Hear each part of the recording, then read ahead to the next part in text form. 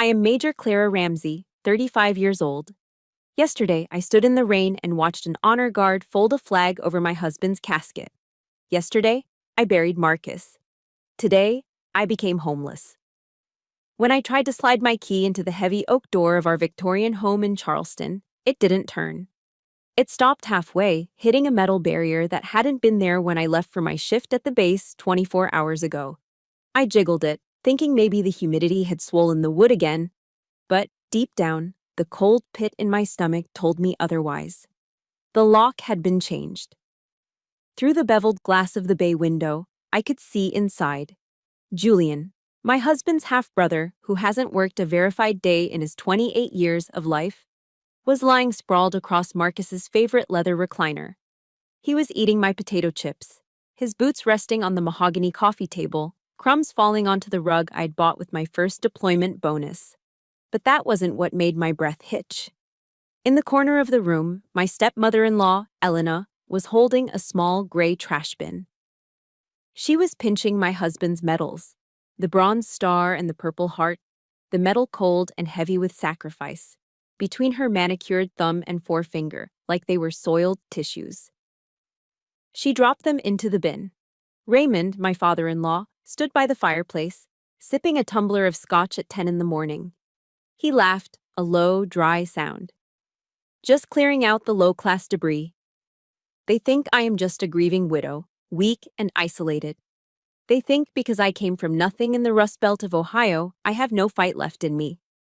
But they don't know that before Marcus took his last breath, he left me a nuclear weapon buried under a mountain of legal paperwork. If you believe that no one has the right to trample on a soldier's honor, especially in their own home, comment, respect below. I stood on the porch, my hand still gripping the useless key, the metal biting into my palm. I was still in my OCPs, my operational camouflage pattern uniform. Boots laced tight, the fabric heavy with the sweat of a night shift that I had taken because I couldn't bear to sit in an empty house. I hadn't slept in 30 hours. My eyes felt like they were packed with sand, but the sight through that window sharpened my vision instantly. I pounded on the door. It wasn't a polite knock. It was the heavy thud of a fist used to commanding attention. The lock clicked from the inside. The door swung open, revealing Julian. He was shirtless, wearing nothing but basketball shorts, his skin pale and soft, contrasting sharply with the hardened, sun-weathered faces of the soldiers I worked with every day. The smell hit me instantly. Stale beer and expensive cologne trying to cover up body odor. He leaned against the doorframe, a smirk playing on his lips as he looked me up and down, sneering at my uniform. "Dad said you have 2 hours," Julian drawled, scratching his chest. 2 hours to get your trash out of my house." "Your house?" My voice came out lower than I intended, a growl vibrating in my chest. "Get out of my way, Julian." I pushed past him. He stumbled back, surprised by the force of my shoulder. For a guy who bragged about his gym membership, he had zero center of gravity. The inside of the house, my sanctuary, the place Marcus and I had spent 5 years restoring, sanding every floorboard by hand, was a war zone. But it wasn't an enemy invasion. It was a domestic purge. 3 movers, burly men who looked uncomfortable in the tension, were hauling out the vintage bookshelf Marcus had loved. "Careful with that," I barked, instinct taking over. "Ignore her," a voice floated from the living room. Elena. She was standing in the center of the room, wearing a silk floral dress that probably cost more than my car. She held a lace handkerchief to her nose, as if the mere presence of my belongings released a foul odor into the air. Beside her, Victoria, her daughter and Marcus's stepsister, was standing on a step stool, ripping our wedding portrait off the wall. The frame cracked as she dropped it carelessly into a cardboard box labeled "Donations." "What do you think you're doing?" I walked into the room, my boots thudding heavily on the heart pine floors. "Reclaiming the space," Elena said, her voice dripping with fake sweetness, the kind that rots your teeth. "We need to exorcise the unpleasant memories. This house needs to be ready for Julian. He needs a proper bachelor pad, don't you think?" My eyes darted around the room, cataloging the destruction. And then, I saw it. On the kitchen island, sitting on top of a greasy, half-eaten Domino's pizza box, was the flag case. The triangular wood and glass case holding the American flag that had draped Marcus's coffin just yesterday. It was sitting there like a coaster, a ring of grease staining the wood. The blood rushed to my ears, a roaring sound like a transport plane taking off. I crossed the room in 3 strides. I grabbed the flag case, pulling it to my chest, checking the glass for cracks. "You put this on a pizza box?" I hissed, turning to face them. "This is a burial flag. Do you have any idea what this means?" Raymond stepped forward from the fireplace. He was immaculate in his charcoal suit, looking every bit the real estate tycoon who owned half of downtown Charleston. He looked at me with the same expression one might look at a cockroach scurrying across a Michelin star dinner plate. "It means my son is dead," Raymond said coldly. "And it means the connection between this family and whatever you are is severed." "I am his wife," I said, my voice shaking with a rage I was struggling to contain. "I am a Coleman." "You were a temporary glitch," Raymond corrected, swirling the ice in his glass. "A lapse in judgment Marcus made during a rebellious phase. He's gone now. Order is being restored. This house has been in the Coleman family for 4 generations. It belongs to the bloodline, not to some stray from Ohio who thinks putting on a uniform makes her respectable. I paid the mortgage on this house for the last 3 years while Marcus was sick," I shot back. "My name is on the deed." "We'll see about that," Raymond smiled, a shark-like baring of teeth. "My lawyers have filed an injunction this morning. You'll find that deeds can be complicated, especially when the original down payment came from a trust you have no access to. You're kicking a widow out the day after the funeral." I looked at Victoria, then Elena. "Really? This is who you are." "Don't play the victim, Clara," Victoria chimed in, stepping down from the stool. "It doesn't suit you. You're tough, right? Isn't that what the army teaches you? Go live in the barracks. Leave the nice houses to people who know how to appreciate them." Elena pointed a manicured finger toward the foyer. "The movers will take your personal effects to a storage unit in North Charleston. I've paid for the first month. Consider it a severance package. You have 2 hours to pack your clothes. Anything left behind goes to the dump." I looked at the trash bin by Elena's feet. I saw the glint of the Purple Heart ribbon amidst the discarded junk mail and dust bunnies. The medal Marcus earned when shrapnel tore into his leg in Kandahar. He had bled for that. He had screamed in agony for that. And she had thrown it away like a used tissue. My hand, the one not holding the flag, curled into a fist at my side. I squeezed so hard my fingernails cut into the calloused skin of my palm. I felt the skin break. I felt the warm, sticky trickle of blood. The pain was sharp, grounding. It cut through the red haze of fury. I wanted to scream. I wanted to flip the table. I wanted to use the combat training ingrained in my muscle memory to clear this room of hostiles. But I didn't. Because that sting in my palm, that sharp physical pain of being dismissed and devalued, it felt familiar. It felt exactly like the first time I sat at a dinner table with these people, 8 years ago. The memory washed over me, pulling me out of the burning present and dragging me back to the cold, bitter start of it all. The sharp sting of my fingernails piercing my palm in the hallway wasn't just physical pain. It was a phantom sensation, a ghost of a feeling that dragged me violently back 8 years, to the very first time I realized that to the Colemans, I would never be family. I would always be the help, or worse, a stain on their pristine linen. I was 27 then, fresh out of officer candidate school, and Marcus had finally convinced me to meet his parents. The venue was the Palmerston Country Club, a place where the air smelled of old leather, expensive bourbon, and generational wealth. I remember checking my reflection in the restroom mirror 3 times. I was wearing a navy blue dress I'd bought off the clearance rack at Macy's. It had a modest neckline and fell just below the knee. In Ohio, it would have been considered Sunday best. But the moment I walked into the private dining room and saw Elena, I felt like I was wearing a burlap sack. Elena and Victoria were draped in silk that moved like water. Their clothes didn't have brand names you could find at the mall. They were tailored, custom-fitted armor designed to intimidate. We sat at a table set with more silverware than I had people in my entire family. I was terrified of using the wrong fork, so I waited for Elena to move first. The first course was she crab soup, a Charleston classic rich with cream and sherry. I was nervous, my hand shaking slightly as I dipped my spoon into the bowl and brought it toward me. "Oh, bless your heart, Clara." Elena's voice rang out, soft and sweet, cutting through the hushed dining room like a bell. I froze, the spoon halfway to my mouth. "You're eating it like a longshoreman, dear," she said, offering a tight, pitying smile to the table next to us. "In the South, we spoon our soup away from us, like we are rowing a little boat out to sea, not shoveling coal into a furnace." Heat rushed to my face, hotter than the soup. I'm sorry. I didn't know." "Clearly," Victoria snickered, hiding her mouth behind a crystal goblet of water. Marcus shifted in his seat, clearing his throat. "It doesn't matter, Mom. It's just soup."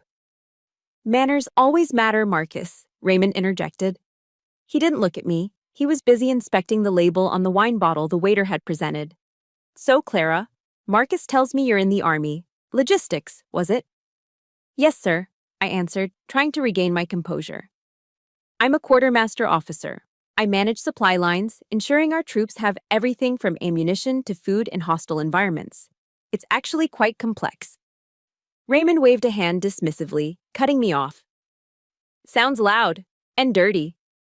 He finally looked at me, his eyes cold and assessing. "The Colemans have always been architects of society, Clara. We build the skylines. We fund the museums. We use our brains to accumulate power. We don't use our muscles to carry boxes in the mud.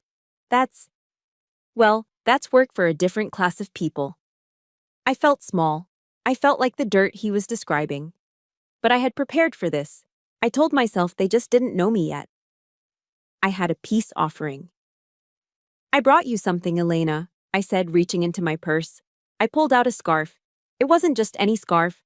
For 3 months, I had skipped lunches to save up for 3 skeins of pure, high-grade cashmere yarn.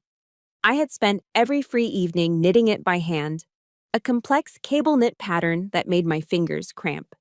It was soft, cloud gray, and woven with every ounce of hope I had for this relationship. Elena took it. She didn't unfold it. She didn't touch it to her cheek to feel the softness. She held it by the corner, as if checking for fleas. "Oh," she said. "Handmade. How rustic." "Thank you, Clara."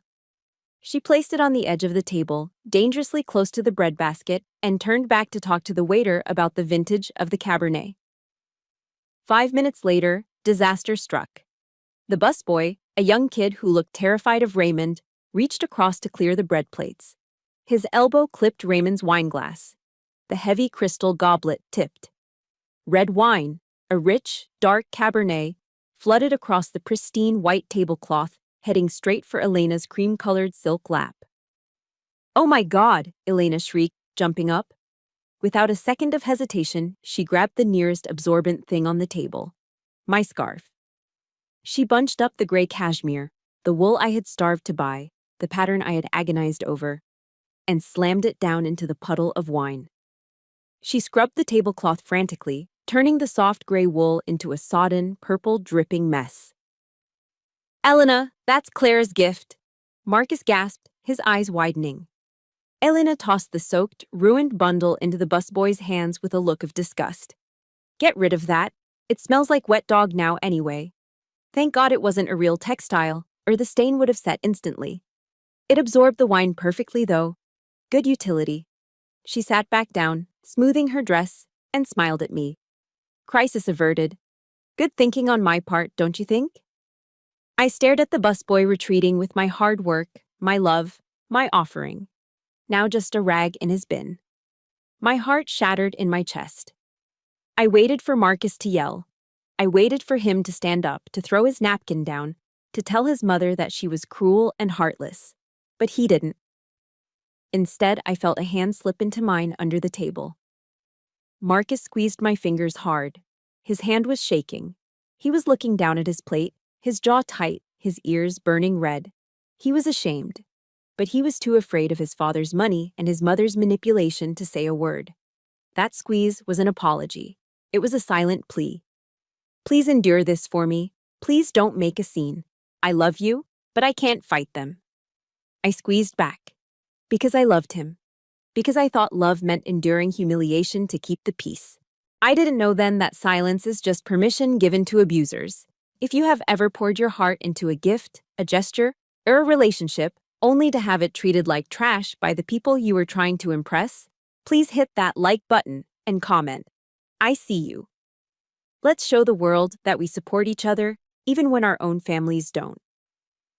Back in the hallway, 8 years later, the memory faded, leaving only the cold reality. Marcus was gone. The hand that used to squeeze mine under the table in silent apology was cold in the ground. There was no one left to hold my hand. I looked down at my fist. The blood from where my nails had broken the skin was real. I unclenched my fingers. Marcus couldn't protect me then. He couldn't protect me now. But looking at the movers hauling away the life we built, I realized something. I didn't need a hand to squeeze under the table anymore. I needed a weapon. And I remembered exactly where Marcus kept the only thing in this house that Julian and Raymond hadn't touched yet. That specific kind of rage, the one that starts in your gut and burns its way up to your throat, doesn't come from a single event. It's an accumulation. It's a slow poisoning. For years, I watched the Coleman siblings feed off Marcus like leeches attached to a host, draining him dry while I was the one working double shifts to replenish the blood supply. I remember the day Julian came to us with his vision. It was a Sunday afternoon, about 3 years ago. He sat on our porch, nursing a craft beer I had bought, outlining his plan for a tech startup. He used a lot of buzzwords he'd probably picked up from a YouTube guru: disruptive, scalable, synergy. He needed $50,000 in seed money. "It's a sure thing, Mark," Julian had said, leaning back with that arrogant ease of someone who has never had to worry about rent. "I just need the capital to get the app off the ground." Marcus looked at me. I shook my head, barely perceptible. We didn't have $50,000 to gamble. We were saving for a renovation on the master bath. But then, the phone rang. It was Raymond. "He's your brother, Marcus," Raymond's voice boomed through the receiver, loud enough for me to hear. "The family wealth is for the family. You have a responsibility to lift him up. Don't be selfish." So, Marcus wrote the check. He depleted our savings account because family supports family. 2 weeks later, I drove past a dealership on Savannah Highway. There was Julian, laughing with a blonde girl who looked like she was still in high school, leaning against a pre-owned cherry red Porsche 911. The startup never launched. The app never existed. But Julian got his new toy, and when Marcus asked about the business plan later, Julian just shrugged and said the market wasn't ready for his genius. The 50 grand was gone, absorbed into bottle service in Miami and high-octane gasoline. But Julian was just the loud, obvious parasite. Victoria was the silent killer. Victoria owned a boutique on King Street, nestled among the high-end retailers. It sold beige linen tunics that cost $300 and scented candles that smelled like driftwood and money. The store was always empty. It was a vanity project, a black hole for cash. At the time, I was working myself into the ground. I would pull a 10-hour shift at the base, managing logistics for a brigade deployment, dealing with endless spreadsheets and demanding commanders. Then, I would drive straight to the Charleston Veterinary Center.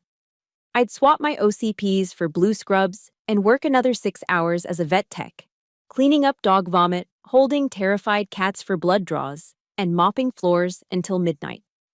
I did it because the roof on the Victorian house needed repairs, and Marcus's salary as a veterinarian, while decent, couldn't support his father's demands and our bills simultaneously. One rainy Tuesday, Victoria called. She was sobbing. Her supplier was holding a shipment because she hadn't paid her last 3 invoices. She needed $10,000 by 5 o'clock, or she'd lose everything. Marcus was in surgery, so I went. I drove to King Street in my beat-up Ford, still wearing my scrubs from the clinic, smelling faintly of antiseptic and wet dog. I had the check in my pocket, money I'd earmarked for our retirement fund. I walked into the boutique. The bell above the door chimed softly. Victoria didn't see me.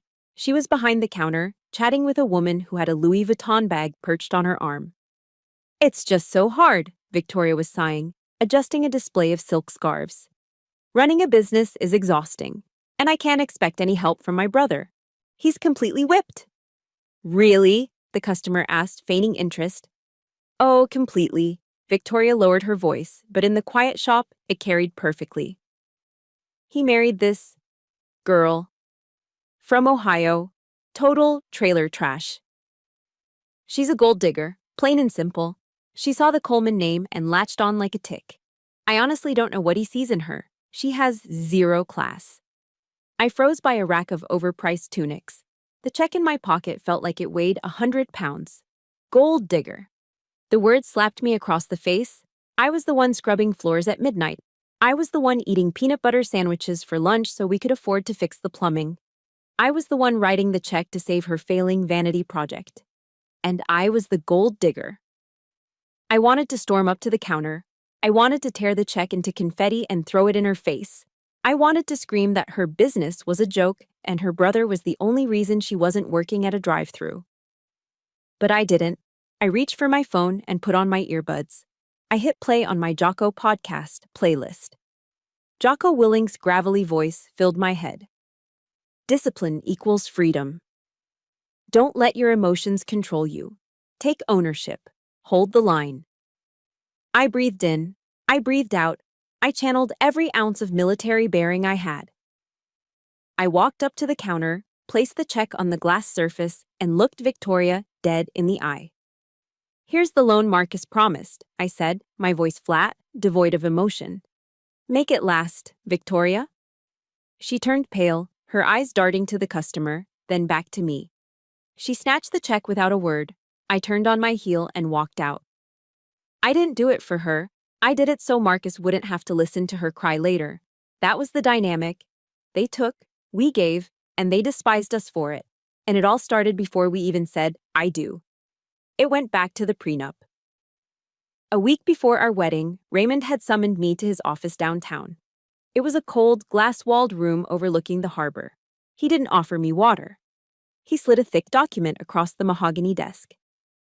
This is a prenuptial agreement, Raymond had said, not looking up from his laptop. Standard procedure for a family of our stature. It protects the Coleman assets from potential liabilities, investment risks. He looked at me then. You are the risk, Clara. You have debt. You have no lineage. If this marriage fails, and statistically, mixed-class marriages often do, you leave with what you came with, which is essentially nothing. He expected me to fight. He expected me to cry or demand a lawyer. I picked up the pen. I didn't turn a single page. I didn't read the clauses about alimony or property division. I signed on the last page, pressing down so hard the ink bled through to the wood. I'm signing this, I told him, staring him down. Not because I'm scared of you, but to prove that I don't want a dime of your money. I love your son.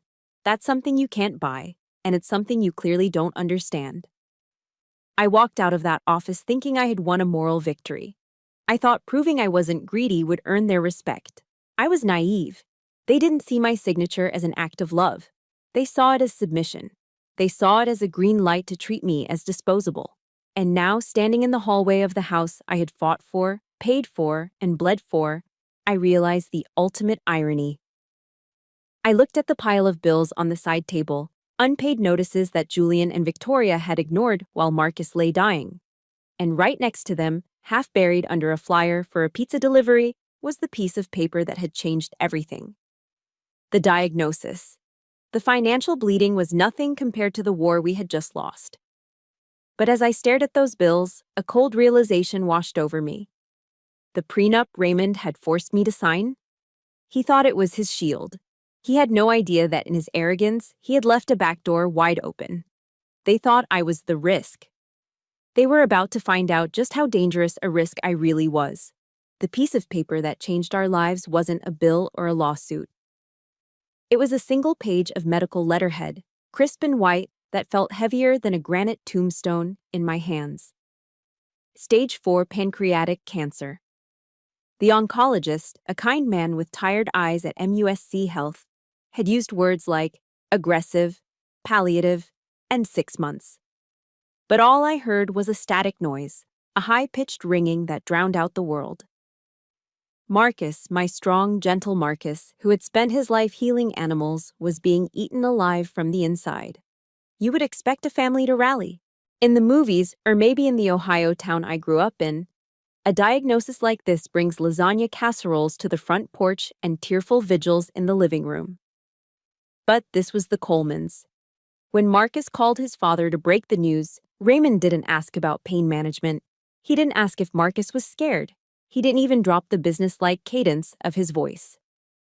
"That's unfortunate," Raymond had said, the line crackling with the distance of his emotional detachment. "Have you looked at the succession plan for the clinic? We need to ensure the asset value doesn't depreciate if you're unavailable. We should discuss liquidation strategies before the end of the fiscal quarter." He was talking about his son's death as if it were a depreciating real estate asset. Elena sent a floral arrangement, lilies, the flower of funerals, while Marcus was still alive. The card read simply, "Thinking of you. E&R." 2 weeks later, against my better judgment, we attended a wedding. It was a cousin of Marcus's, getting married at one of those sprawling plantations on the Ashley River. Ancient oak trees draped in Spanish moss, waiters in white jackets serving mint juleps, a string quartet playing Pachelbel's canon. It was the epitome of Southern grace. Marcus insisted on going. He was already losing weight, his tuxedo hanging loosely on his frame, his skin taking on a yellowish tint. "I want to see everyone," he had whispered to me. "One last time, maybe. Maybe if they see me, they'll remember they loved me." It broke my heart. He was still seeking their approval on death's door. I pushed his wheelchair over the crushed shell path, parking him in a quiet corner of the garden near a blooming trellis of jasmine. He was exhausted. "I need some water, Clara," he rasped, patting my hand. "I'll be right back," I kissed his forehead.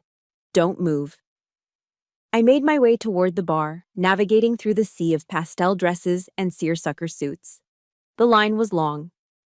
I decided to cut through the rose garden to find a waiter. That's when I heard them. The voices were low but distinct, carrying through the thick, humid air. I stopped. Through the dense leaves of a large camellia bush, I saw the flicker of a lighter. The smell of expensive cigar smoke wafted toward me. It was Raymond and Julian. They were standing in a secluded alcove, away from the guests. "He looks like a corpse already," Julian said. There was no sadness in his voice, just a detached observation, like he was looking at roadkill. "How long did the doctor say?" 3 months. Maybe 4 if his heart is stubborn, Raymond replied. I heard the clink of ice in a glass. But looking at him today, I'd bet on 2. My breath caught in my throat. I stood frozen, my shoes sinking into the soft earth. "So, what's the timeline?" Julian asked, sounding eager. "I've already talked to a contractor about the master suite. I want to knock down that wall between the bedroom and the study. Open it up. Make it a real bachelor pad." I felt bile rise in my throat. Marcus was sitting 50 feet away, breathing, thinking, loving, and they were already renovating his bedroom. "Patience, son," Raymond soothed him. "We have to be surgical about this. The moment the heart monitor flatlines, and I mean the minute he is pronounced, I want you at that house with the locksmith. I've already drafted the work order." "What about her?" Julian asked. "The soldier girl. She's going to be a problem." Raymond chuckled, a dry, rattling sound. "Clara? She's a non-factor. She signed the prenup, remember? She waived her rights to the estate, the business, the real estate. She gets nothing. She's essentially a squatter the moment Marcus dies. We change the locks, we liquidate the veterinary equipment to cover the taxes, and she goes back to the trailer park she crawled out of." "She's been paying the bills, though," Julian said, taking a drag of his cigar. "I saw the checks on the counter when I stopped by." "That's her stupidity, not our liability," Raymond said coldly. "If she wants to sink her salary into a sinking ship, that's charity. It doesn't buy her equity. Now, fix your tie. The bride is coming." I didn't get the water. I turned around, my legs trembling so violently I could barely walk. The world was spinning. The beautiful music, the laughter of the guests, the scent of jasmine, it all felt toxic, poisonous. I made it back to Marcus. I knelt beside his wheelchair, clutching the armrest to keep from collapsing. Clara? Marcus looked at me, his eyes hazy with pain but still sharp. Where's the water? You look like you've seen a ghost. I saw monsters, Marcus, I whispered, my voice shaking. I saw monsters, I told him. I couldn't keep it inside. I told him every word. The renovation plans, the locksmith, the liquidation, the way they laughed about his expiration date. I expected him to cry. I expected him to slump in that chair and finally give up, crushed by the realization that his family didn't love him. They only loved what he could leave them. But Marcus didn't cry. For the first time in the 8 years I had known him, the gentle look in his eyes vanished. The man who apologized for existing, who signed checks to keep the peace, who let his mother treat his wife like a servant, that man died in that garden. He gripped the armrests of his wheelchair. His knuckles turned white. He sat up straighter, wincing at the pain in his abdomen, but ignoring it. He looked toward the trellis where his father and brother were smoking cigars and planning his erasure.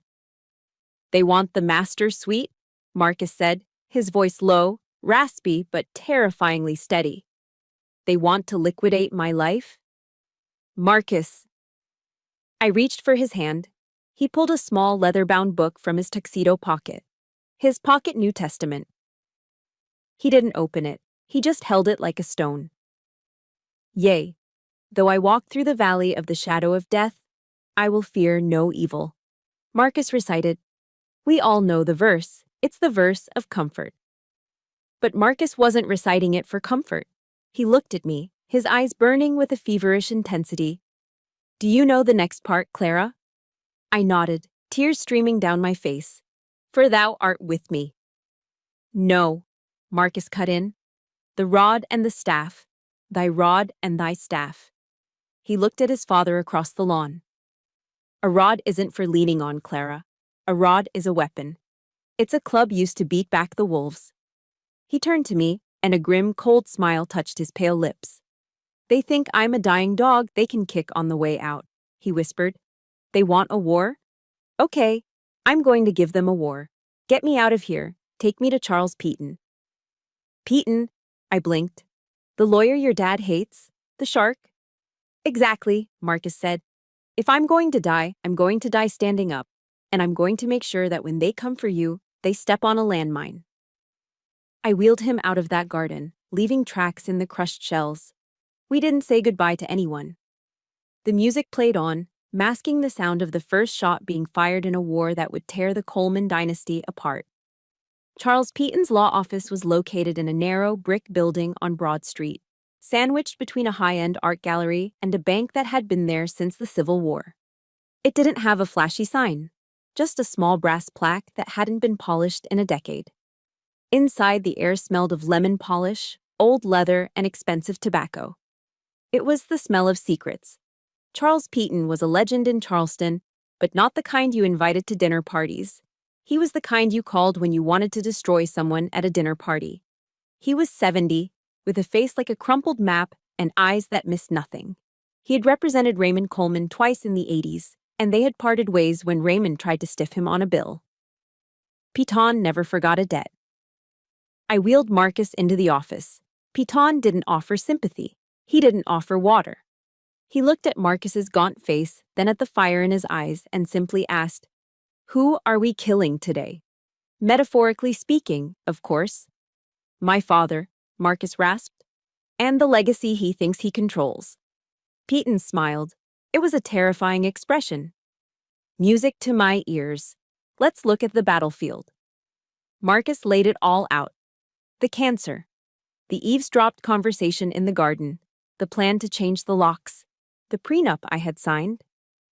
Peaton reviewed the prenup, his reading glasses perched on the end of his nose. He hummed, flipping pages. Standard Coleman contract. Draconian. Ironclad. If you divorce, Clara gets nothing. If you die and your assets go to probate, Raymond will tie this up in court for 5 years. He'll bleed Clara dry in legal fees before she ever sees a dime. He knows she can't afford to fight him. That's his plan, I said, my voice steady. He calls it liquidation. However, Peyton slammed the folder shut, dust motes dancing in the afternoon light. Raymond Coleman has always had one fatal flaw. He assumes he's the smartest man in the room. He assumes the prenup protects the family assets. But he forgets that the law has back doors. Peyton pulled out a fresh legal pad. We are going to bypass the probate court entirely. We are going to make the will irrelevant regarding the house. How? I asked. Joint tenancy with rights of survivorship, Peyton said, savoring the words like a fine wine. He leaned forward. Listen closely, Clara. In South Carolina, if a property is held as tenants in common, your share goes to your estate when you die, which means it goes to probate and Raymond can contest it. But if we retitle the deed today, while Marcus is of sound mind, to joint tenancy with rights of survivorship, the house operates outside of the estate. He mimicked a sliding motion with his hands. The second Marcus's heart stops beating, literally the exact second, his interest in the house evaporates and transfers 100% to you. Automatically, instantly. It doesn't go to court, it doesn't go to the executors, it doesn't pass go, it becomes yours. Solely. Raymond can wave that prenup around all he wants. It won't apply to property you already own fully by operation of law. I looked at Marcus. He was nodding. He knew this. This was the nuclear weapon he had mentioned. But we're not stopping there, Marcus whispered. He coughed, a wet, painful sound, but waved away my concern. I want to hurt them, Charles. I want to make sure they can't touch her cash assets either. The in terrorem clause. Peyton nodded, scribbling furiously. Also known as the no contest clause. Exactly, Marcus said. I want to leave Julian, Victoria, and Elena a specific bequest. $5,000 each. $5,000? I frowned. Marcus, that's $15,000 we could use. It's bait, Clara, Marcus explained, his eyes gleaming. If I leave them nothing, they can sue, claiming I forgot them or was under undue influence. They can drag you to court. But if I leave them a gift, even a small insulting one, I can attach a condition. Peyton finished the thought. The condition is, if any beneficiary challenges any part of this estate plan, or tries to evict Clara, or sues for more money, they instantly forfeit their $5,000 gift and are disinherited completely. Plus, they become liable for all legal fees. It was brilliant. It was vicious. It relied entirely on their greed. Julian and Victoria were cash poor and desperate to maintain appearances. They would hate the $5,000, but they would be terrified of losing it. It was a muzzle made of money. Draw it up, Marcus said. We sign today. I'll have the deed transfer ready in an hour, Peyton said, reaching for his phone to buzz his paralegal. And the updated living trust. We're going to move the bank accounts into it as well. By the time you leave this office, Marcus, on paper, you will be a pauper. And Clara will be the CEO of your life. While Peyton and his team went to work, typing up the documents that would redefine my future, Marcus asked for a pen and paper. One last thing, he said. Marcus, you need to rest, I pleaded, seeing the sweat beading on his forehead. The adrenaline was wearing off, and the pain was returning. No, he said firmly. The legal trap is for their wallets. This, he tapped the pen against the paper, this is for their souls, if they have them. For 45 minutes, the only sound in the office was the scratching of Marcus's pen against the yellow legal pad. He didn't write with the flowery, poetic prose he used to use in my birthday cards. He wrote with jagged, hard strokes. He stopped only to catch his breath or wipe his brow. When he finished, he folded the letter into 3 crisp sections. He didn't put it in an envelope. He handed it to Peyton. Read this to them, Marcus said. After I'm gone, after you drop the bomb about the house, when they are screaming and threatening Clara, read them this. Peyton took the letter. For a second, the hard-nosed lawyer looked almost sad. It will be my pleasure, son. The paralegal came in with the documents, the deed, the trust, the updated will with the poison pill clauses. Marcus's hand shook as he held the pen over the signature line of the deed transfer. I put my hand over his, steadying it. "Are you sure?" I whispered. "This is your family legacy. The Coleman name." Marcus looked at me. "You are my legacy, Clara. You are the only Coleman who ever acted like one." He signed. The ink was dark and permanent. Marcus Anthony Coleman. He dropped the pen. It rolled across the mahogany desk with a hollow clatter. "It's done," Peyton said, stamping the document with a heavy notary seal. Thump. The sound echoed like a gavel striking a block. "I'll file this with the county clerk tomorrow morning at 8 a.m., before Raymond even has his morning coffee." Marcus leaned back in his wheelchair, his eyes closing. He looked exhausted, drained of every ounce of life force, but for the first time since the diagnosis, he looked peaceful. The fear was gone. "Let's go home, Clara," he whispered. "I'm ready now." I wheeled him out into the Charleston evening. The sun was setting, casting long shadows down Broad Street. We were leaving the war room, and the trap was set. Now, all we had to do was wait for the inevitable. We had just armed a landmine, and in a few short weeks, my grieving family was going to step right on it. The last week of Marcus's life, our living room, the one with the heart pine floors we had sanded together, ceased to be a home. It became a waiting room for death. We had moved the furniture to the garage to make room for a hospital bed, a rhythmic oxygen concentrator that clicked and sighed every 3 seconds, and a rolling table filled with morphine and saline. The hospice nurse, a saint of a woman named Brenda, told me it would be soon. "His breathing is changing," she'd said gently, adjusting the blinds to keep the harsh Charleston sun out of his eyes. "It's the Cheney-Stokes respiration. The pauses are getting longer." I wanted silence. I wanted to hold his hand and whisper to him about the time we got lost hiking in the Blue Ridge Mountains, or the time we adopted our first dog. I wanted peace. Instead, I got the Colemans. They arrived on a Tuesday afternoon. Raymond and Julian walked in without knocking. They didn't bring flowers. They didn't bring comfort. Raymond brought a heavy-duty, retractable metal tape measure. Marcus was sleeping, his chest rising and falling in shallow, jagged gasps. He looked so small in that bed, his skin translucent, his cheekbones sharp enough to cut glass. Raymond didn't even look at him. He walked straight past his dying son to the large bay window overlooking the street. Snap. The sound of the metal tape measure retracting was like a gunshot in the quiet room. 12 feet across, Raymond muttered, jotting something down in a leather notebook. "If we tear out these built-ins, Julian, we can expand the view. Open concept is what sells right now. But for your bachelor pad, you might want these windows replaced with floor-to-ceiling glass. Get some of that modern aesthetic." Julian stood at the foot of Marcus's deathbed, scrolling on his phone. He looked bored. "Yeah, but the floors, Dad. This pine is ancient. It creaks. I want white oak, something lighter. This place feels like a museum."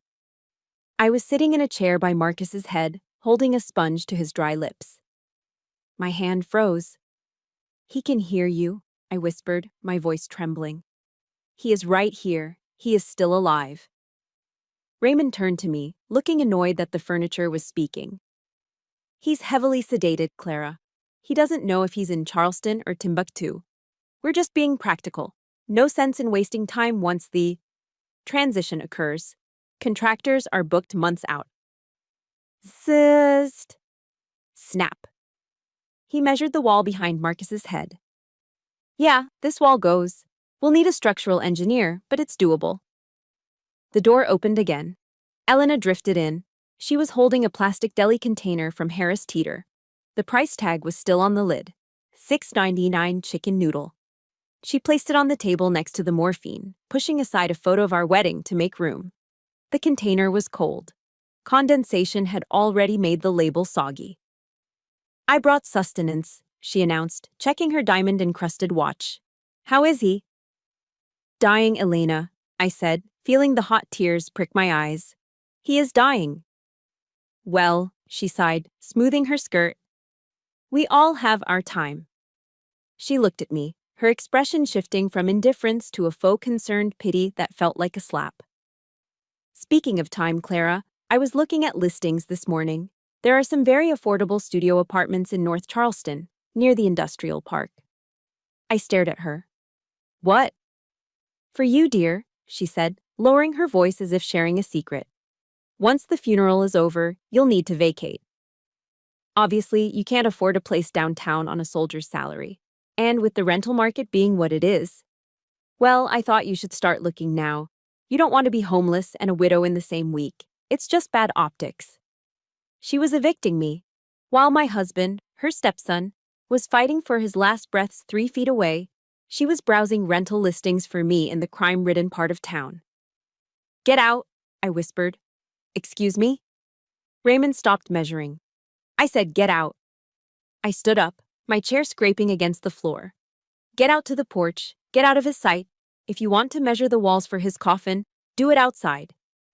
Maybe it was the look in my eyes, the look of a woman who had seen combat and was currently holding a line of defense, but they actually backed down. Raymond scoffed, muttering about hysteria, and they retreated to the front porch. Through the glass, I could see Julian lighting a cigarette, blowing smoke against the window pane. I sat back down. Marcus's eyes fluttered open. The commotion had stirred him. He turned his head slowly. The blue of his eyes was faded, grayed over by the shadow of the end. He squeezed my hand. His grip was weak, nothing more than the weight of a feather, but I felt it in my soul.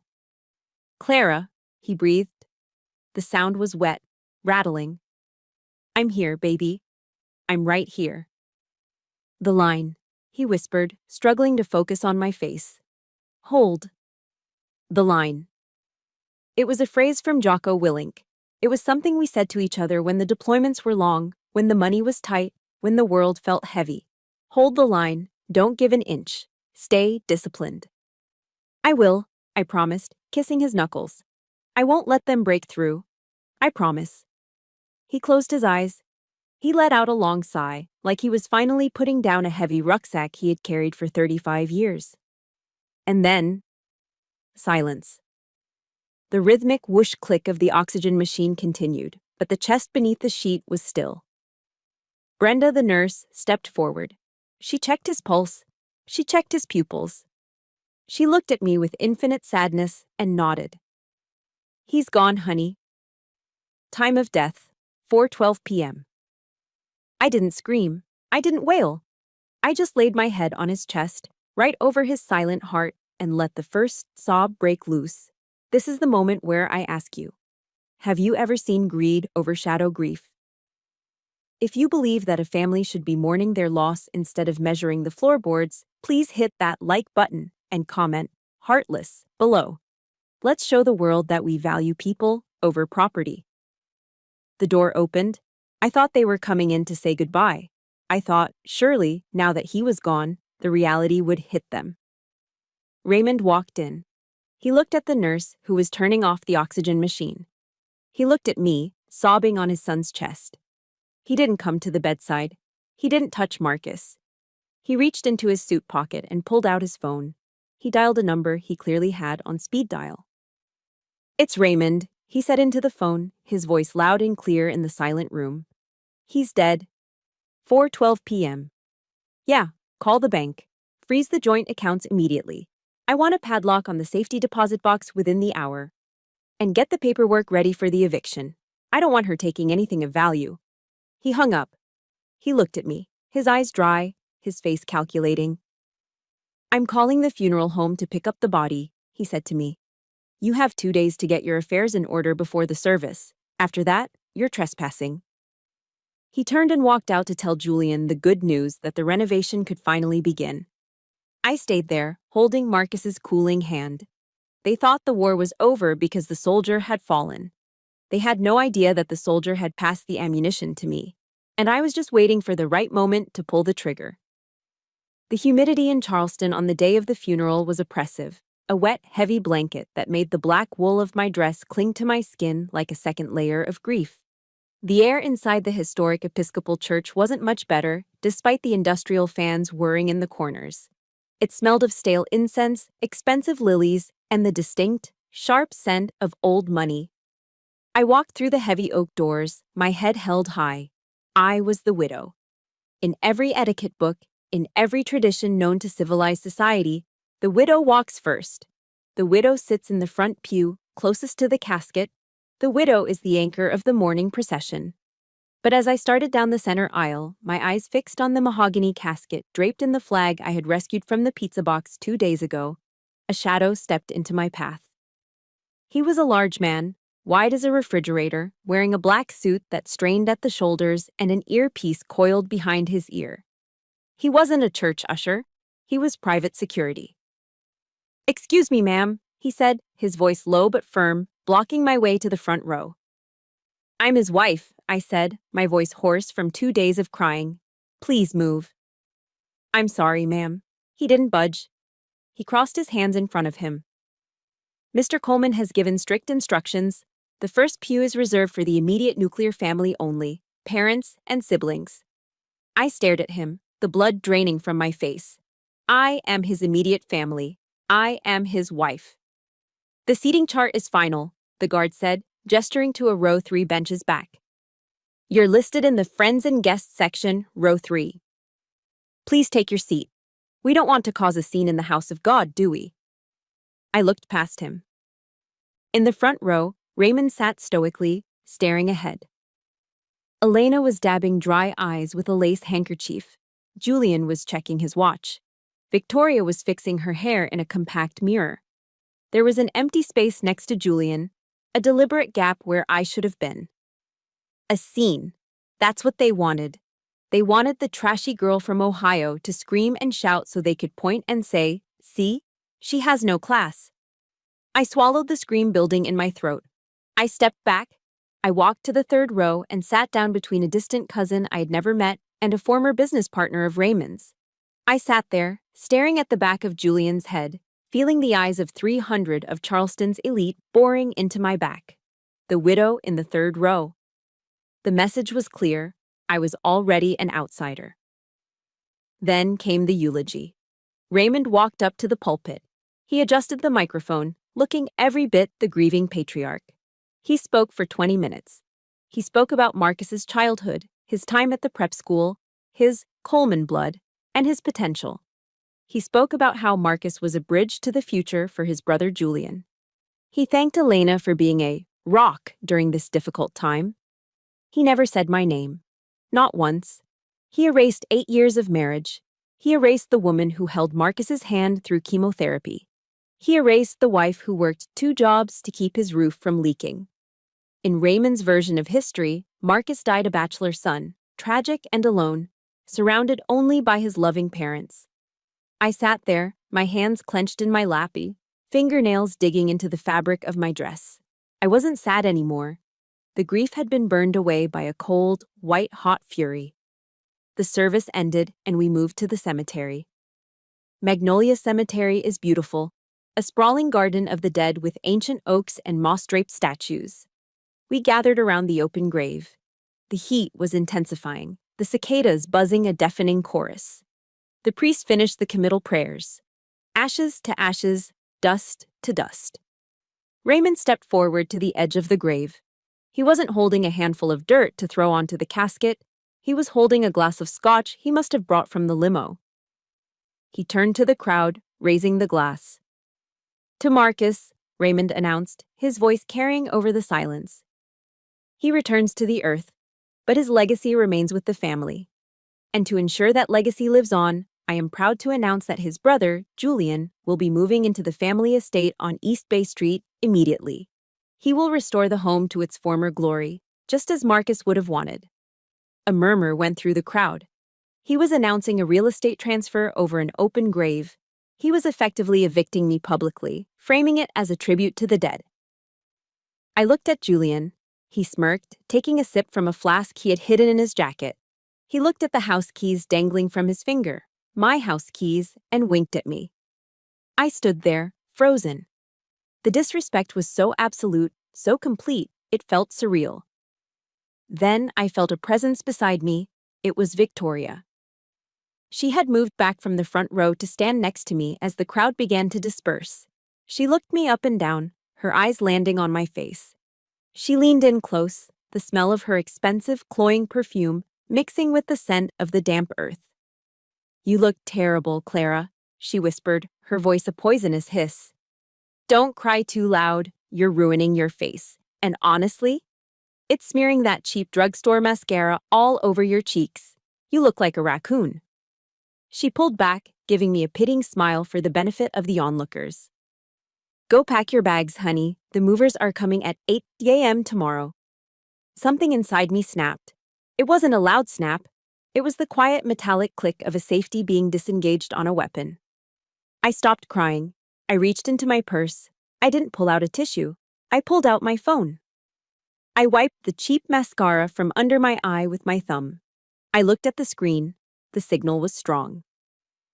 I opened my messages. I found the contact saved as The Shark. I typed 2 words, Omega, go. I hit send. I watched the bubble turn blue.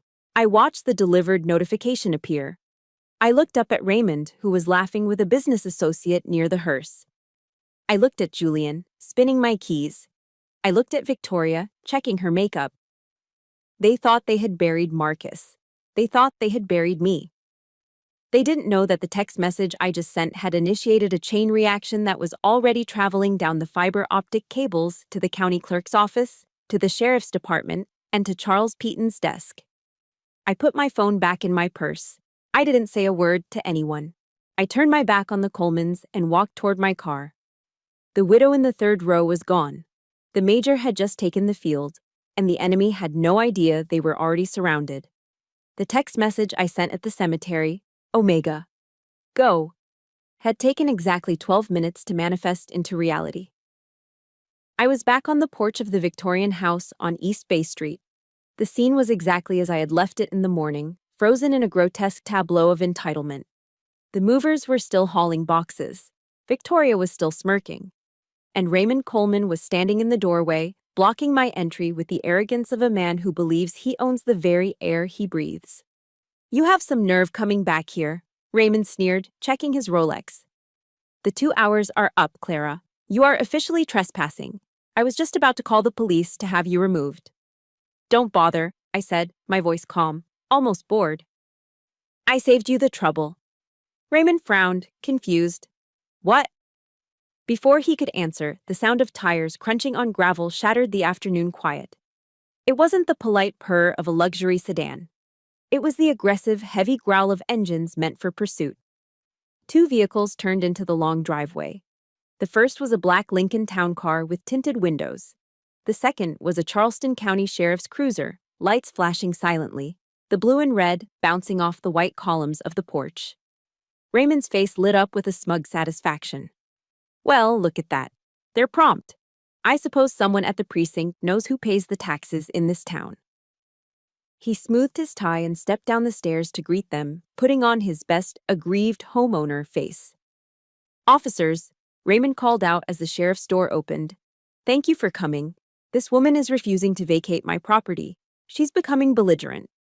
A massive boot hit the pavement. Sheriff Miller stepped out. He was a mountain of a man, 6'4", wearing his aviators despite the cloud cover. He wasn't just a deputy. He was the sheriff, an elected official who answered to the voters, not the country club board. Sheriff Miller adjusted his belt, ignored Raymond's outstretched hand, and walked right past him. He walked straight up the steps to where I was standing. He took off his sunglasses. "Major Ramsey," he said, tipping the brim of his hat, "I got your text." "Are you safe?" "I'm safe, Sheriff," I replied. "Just dealing with a little confusion regarding property rights." "Good to hear," Miller smiled, a genuine expression that crinkled the corners of his eyes. "By the way, Rex is running on that back leg like a puppy again. That surgery you performed was a miracle. My wife says you're the only vet she trusts." Raymond stood frozen on the bottom step, his hand still extended into empty air. "Sheriff, do you know this woman? She's a squatter. I want her arrested." "Careful, Raymond," a sharp, gravelly voice cut through the air. Charles Peaton stepped out of the black Lincoln. He moved slower than the sheriff, leaning on a cane with a silver handle, but his presence carried more weight. He held a thick leather briefcase. "Charles?" Raymond blinked, looking between the lawyer and the sheriff. What are you doing here? This is a family matter. It was a family matter, Peyton said, climbing the stairs one by one, the tap-tap-tap of his cane echoing like a countdown. Now, it's a legal matter, and you are on the wrong side of it. We moved inside. The air conditioning was humming. Julian was still on the leather recliner, watching ESPN, a bag of potato chips resting on his chest. Elena was instructing a mover on how to wrap a vase. They froze as our entourage entered. The sheriff stood by the door, arms crossed. Peyton walked to the coffee table, right in front of Julian. Thud. Peyton dropped a heavy file folder onto the mahogany table. The sound was loud enough that Julian flinched, knocking his bag of chips onto the floor. Greasy crumbs scattered across the rug Raymond claimed I had soiled. What is this? Elena asked, clutching her pearls.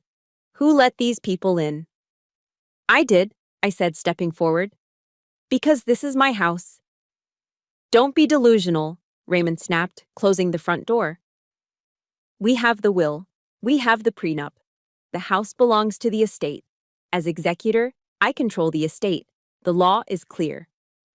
The law is clear, Peyton agreed, opening the file. But you're reading the wrong page, Raymond. Peyton pulled out a document with a fresh Blue County seal stamped on the top. This, Peyton held it up, is a quitclaim deed, recorded this morning at 8:01 a.m. It transfers the title of this property from Marcus Coleman to Marcus Coleman and Clara Ramsey as joint tenants with rights of survivorship. The room went silent. You could hear the hum of the refrigerator in the kitchen. Joint what? Julian asked, a chip halfway to his mouth. Joint tenancy with rights of survivorship. Peyton enunciated every syllable, looking directly at Raymond. It means that the property is owned 100% by both parties simultaneously. And, crucially, upon the death of one owner, their interest does not go to their estate. It does not go to probate court. It does not pass through a will. Peyton smiled, a shark smelling blood. It transfers automatically, instantly, and irrevocably to the surviving owner. The moment Marcus's heart stopped beating yesterday, this house ceased to be part of his estate. It became the sole property of Clara Ramsey. Raymond's face turned the color of old ash. He staggered back, hitting the wall. That's impossible. The prenup covers assets distributed through divorce or death via the estate. Peyton cut him off. This house never hit the estate, Raymond. It bypassed your little legal wall entirely. It's called operation of law. Look it up. Elena let out a strangled gasp. But we promised Julian. The renovation. The contractors. Cancel them, I said, my voice cutting through her panic. Unless Julian wants to pay to renovate my house. Julian scrambled up from the recliner, brushing crumbs off his bare chest. He looked at his father, panic rising in his eyes. Dad, fix this. You said the house was mine. You said it was a lock. I can sue, Raymond sputtered, veins bulging in his neck. Undue influence. Marcus was sick. You coerced him. I wouldn't do that if I were you. Peyton pulled out a second document. Because of the no contest clause Marcus added to his trust, he left each of you $5,000, a parting gift. But if you file a single motion, a single lawsuit, or even breathe a threat of litigation, you lose the $5,000, you are disinherited completely, and you will be liable for Clara's legal fees. And trust me, Raymond, my fees are astronomical. Raymond looked at the sheriff. He looked at the documents. He looked at me. For the first time in his life, the man who thought he could buy God realized he couldn't even buy a sheriff's deputy. Sheriff Miller stepped forward, his boots thudding heavily on the floor. He hooked his thumbs into his belt. Mr. Coleman, the sheriff said, his voice deep and authoritative. Major Ramsey has established legal ownership. That makes you, your wife, and your son guests. And since the owner has asked you to leave... Miller paused, looking at the potato chips crushed into the rug. I'm going to need to ask you to vacate the premises immediately, or I can arrest you for criminal trespassing. Your choice. The silence that followed was heavy, suffocating, and absolutely delicious. It was the sound of a dynasty crumbling in real time. Raymond opened his mouth, then closed it. He looked at me with pure, unadulterated hatred. But he saw no fear. He saw only the soldier he had mocked, standing in her fortress, holding the keys to the kingdom. "Get your things," Raymond whispered to Elena, his voice shaking with rage. "Not yet," I said. "There's one more thing." I pointed to the mess on the floor, the scattered chips, the moved furniture, the boxes Victoria had packed with my clothes. "You treated this house like a construction site," I said. "You threw my husband's medals in the trash. You disrespected his memory." I looked at Julian, who was trying to edge toward the door. "Nobody leaves," I said, my voice dropping an octave, "until every single piece of furniture is put back exactly where it was. And Julian, you're going to pick up every single crumb of those chips with your hands." "You can't be serious," Victoria scoffed. "I'm wearing Louboutins." "I don't care if you're wearing the crown jewels," I said. "Sheriff, is that a reasonable request before they leave?" Sheriff Miller grinned. "Seems like restoring the property to its original condition to me. Standard procedure." I pulled a chair from the dining room, the only one they hadn't moved yet, and sat down. I crossed my legs. I looked at the family who had tried to erase me. "Start lifting," I commanded. "I have all day." Julian looked at the scattered potato chips on the floor, then at me, then at his father, his face twisted into a sneer of pure, spoiled defiance. "I'm not cleaning that up," Julian scoffed, crossing his arms over his bare chest. "And I'm certainly not moving furniture. That's what we hire people for." "Dad, tell her to go to hell. Let's just go. We'll call the lawyers in the morning." Raymond straightened his jacket, trying to regain a shred of dignity. "Come on, Julian. We are leaving. We will not be humiliated by a squatter and a crooked country lawyer." They turned to the door. "Stop!" Charles Peaton's voice cracked through the room like a whip. He didn't move from his spot by the coffee table. He simply held up a sealed white envelope. "You can leave," Peaton said, his tone deadly calm. "But if you walk out that door without restoring this property, Sheriff Miller will arrest you for vandalism and theft. Those movers took items that legally belonged to Major Ramsey. Unless you move them back, that is grand larceny." Sheriff Miller nodded, his hand resting casually on his belt. "He's right, Mr. Coleman. It's a felony." "Fine!" Victoria shrieked, stomping her foot. "We'll call the movers back." "No," I said. "The movers are gone. You made the mess. You fix it." "Before the manual labor begins," Peaton interrupted, tapping the envelope against his palm, "there is one more piece of business. Marcus wrote this letter 3 days before he died. He made me promise to read it to you only if, and when, you tried to cheat his wife." Peaton looked at Raymond with eyes full of judgment. He hoped I would never have to open it. He hoped his father would do the right thing. "But Marcus knew you better than you knew yourself."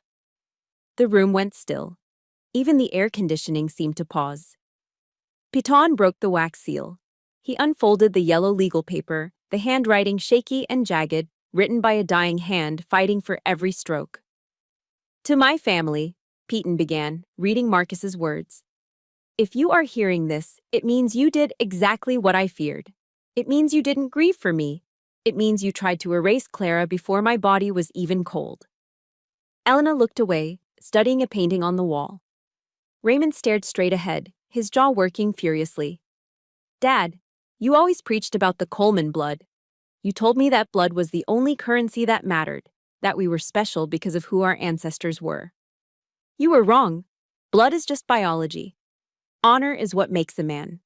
And in 35 years, I never saw you show half the honor that Clara shows every single day she puts on her boots." I felt a lump form in my throat. I bit my lip to keep from crying.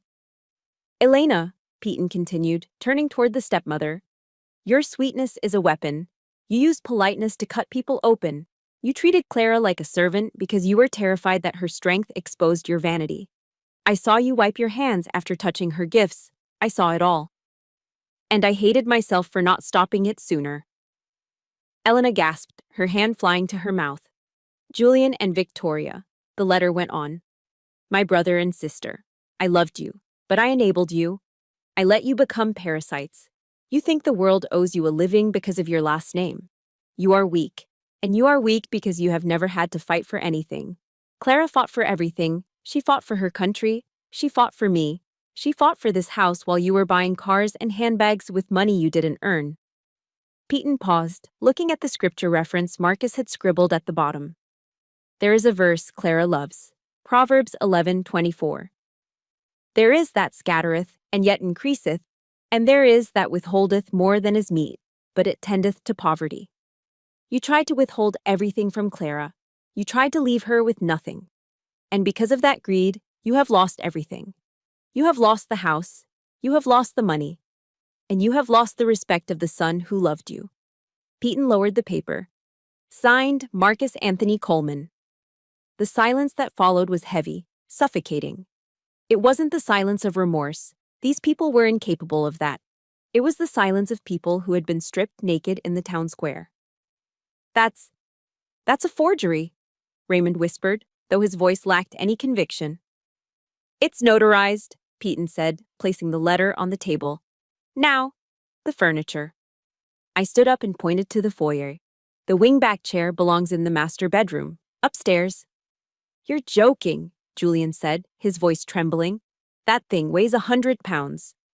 Then you better lift with your legs, I said coldly. What followed was a scene of poetic justice so visceral I wished I could have recorded it for every person who has ever been bullied by the privileged. Victoria was the first to break. She tried to lift a box of books she had packed. Her red-soled Christian Louboutin wobbled on the hardwood. With a scream of frustration, she kicked them off. The fashionista who mocked my boots was now barefoot, her perfect pedicure gripping the floor as she hauled my books back to my shelf, cursing under her breath with words that would make a sailor blush. But the main event was the chair.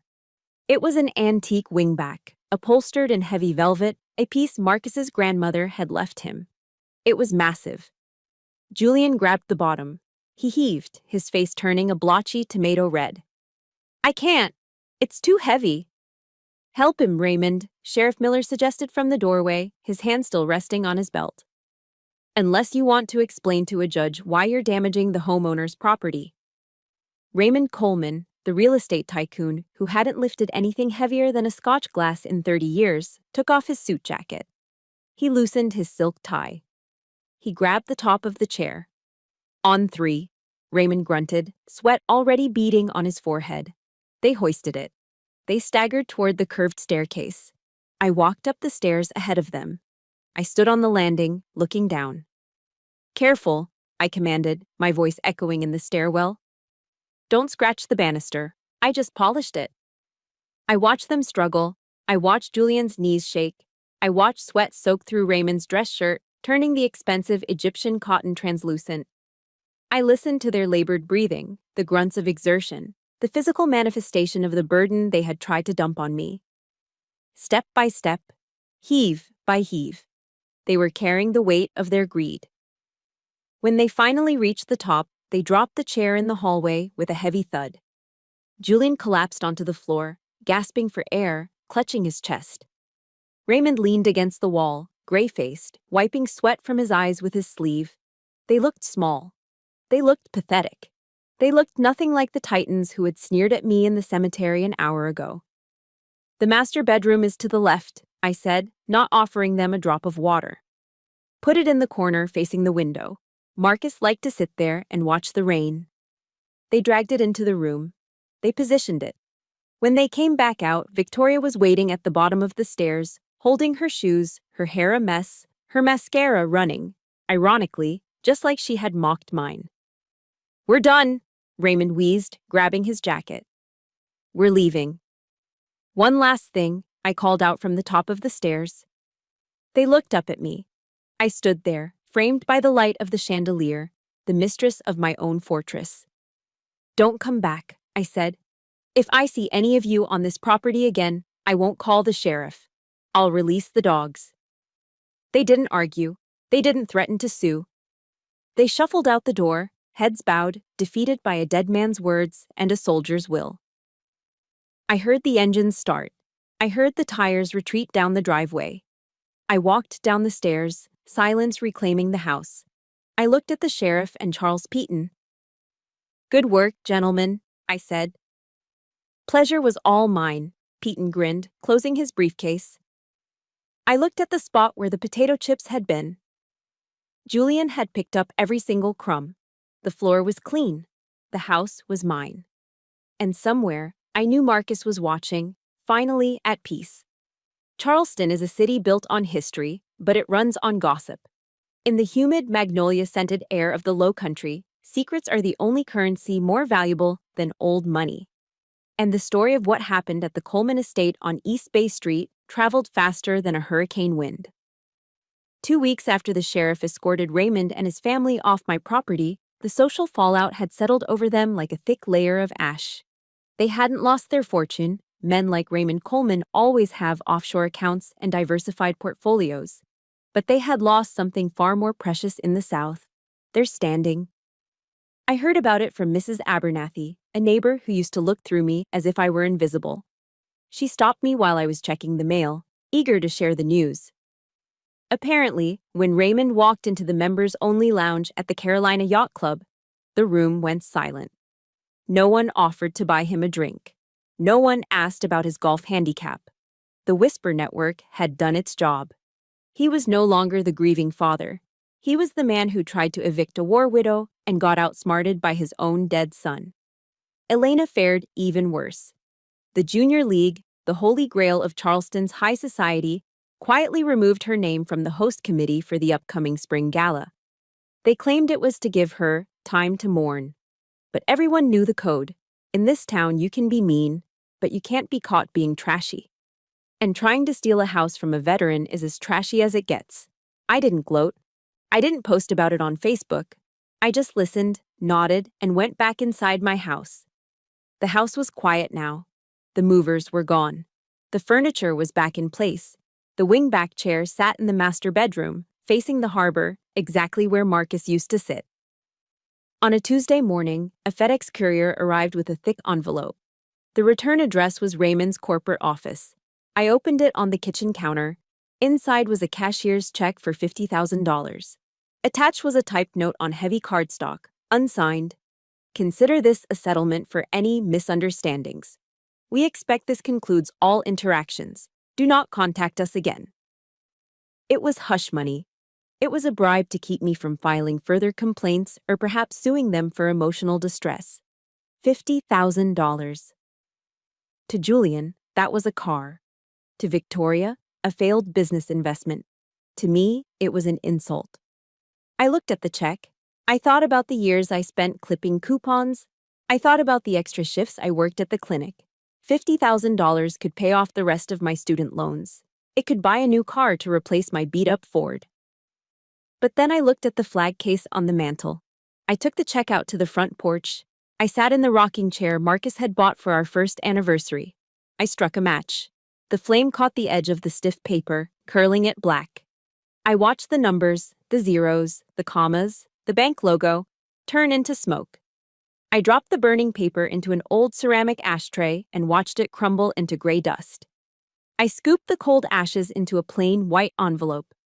I didn't write a letter. I just slipped a small index card inside on which I had written 4 words. "Honor is not for sale." I mailed it back an hour later. I never heard from the Colemans again. With the war over, I had to figure out what peace looked like. For a soldier, peace can be the hardest adjustment, but I had a mission. I went to the veterinary clinic where Marcus had worked, the place Victoria wanted to liquidate. I used the savings from my military pay, money I had been hoarding for a rainy day that had finally passed. And I bought out the remaining partners. I took down the old sign.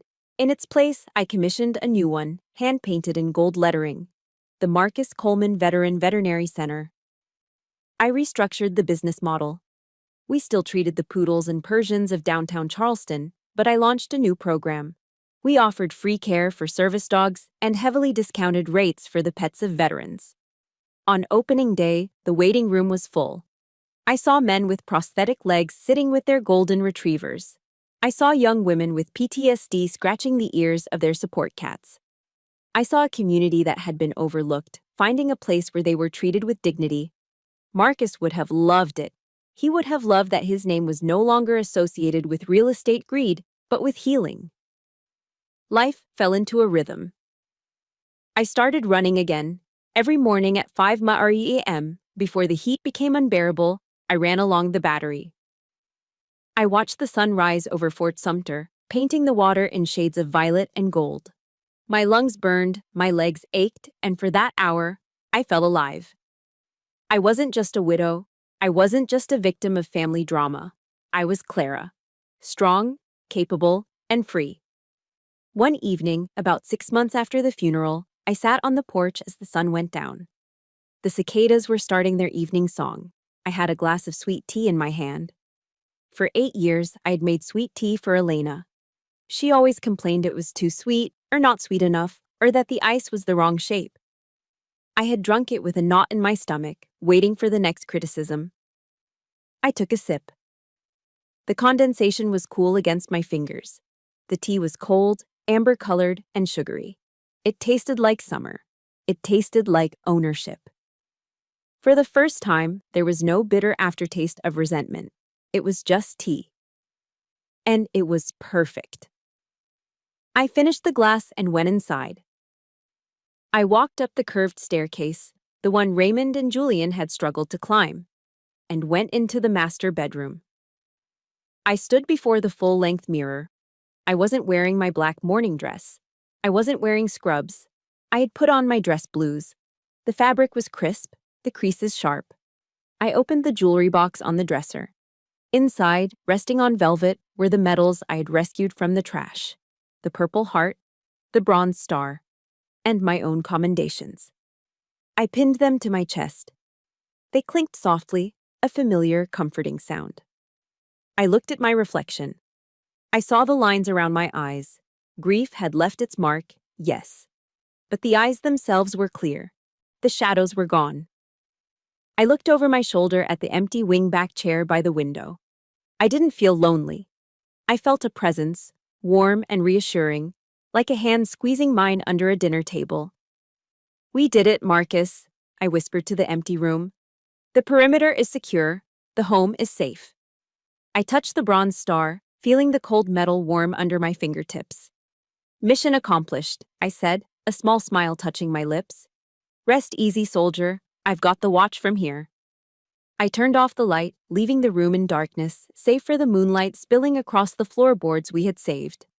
I walked downstairs to lock the front door, my door, with a key that finally, perfectly, turned in the lock.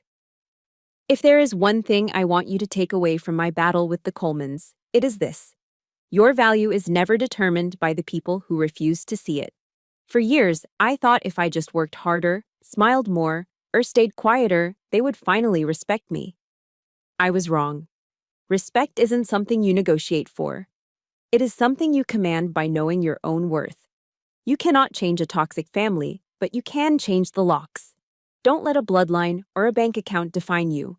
Stand tall in your own truth, because sometimes the bravest thing you can do is stop trying to please people who are committed to misunderstanding you. Now, I want to hear from you. Have you ever had to stand your ground against family members who didn't have your best interests at heart? How did you handle it? Please share your story in the comments below. I read every single one, and we can support each other. If Marcus's final letter gave you chills, or if you cheered when we made them carry that heavy chair, please hit that like button and subscribe to the channel. It helps us bring more stories of justice and resilience to light. Until next time, remember to hold the line. This is Major Ramsey, signing off.